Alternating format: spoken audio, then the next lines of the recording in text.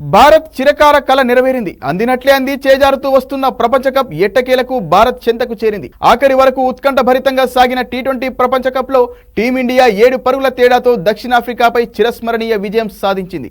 తొలుత టాస్ గెలిచిన భారత్ బ్యాటింగ్ చేసింది. మెగా టోర్నీలో ఫామ్ లేమితో సతమతమైన విరాట్ కోహ్లీ ఫైనల్ పోరులో సత్తా చాటాడు. జాన్సెస్ వేసిన ఇన్నింగ్స్ తొలి ఓవర్లో 3 4లు బాది తమ ఉద్దేశమెంతో చెప్పకనే చెప్పాడు. అయితే బౌలింగ్ మార్పుగా వచ్చిన left arm spinner Keshav Maharaj టీమిండియాను ఆదిలోనే దెబ్బకొట్టాడు. వరుసగా 2 4లతో జోరు మీద కనిపించిన కెప్టెన్ రోహిత్ శర్మతో పాటు వికెట్ కీపర్ బ్యాటర్ పంత్ను వెంటనే అవుట్ చేసి సఫారీ శిబిరంలో ఆనందం నింపాడు. తొలి 2 ఓవర్లు ముగిసేసరికి టీమిండియా 2 కీలక వికెట్లు కోల్పోయి 23 పరుగులు మాత్రమే చేసింది.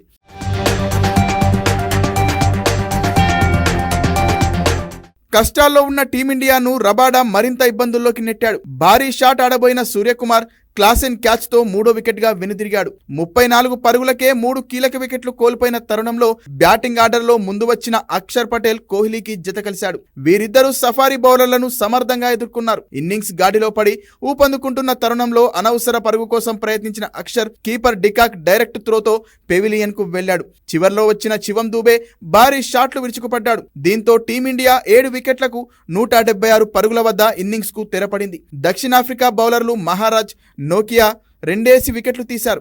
ఆ తర్వాత లక్ష్య ఛేదనకు దిగిన దక్షిణాఫ్రికా 20 ఓవర్లలో 169 పరుగులకు గాను 8 వికెట్ల నష్టంగా స్కోరు చేసింది. క్లాసెన్ 52, డికాక్ 39 రాణించారు. హార్దిక్ పాండ్యా 3 వికెట్లతో విజృంభించగా హర్షదీప్ సింగ్, బుమ్రా 2 వికెట్లతో సత్తా చాటారు. అర్ధ సెంచరీతో జట్టు విజయంలో కీలకమైన కోహ్లీకి మ్యాన్ ఆఫ్ ది మ్యాచ్, 15 వికెట్లతో అదరగొట్టిన బుమ్రాకు ప్లేయర్ ఆఫ్ ది సిరీస్ గా నిలిచాడు.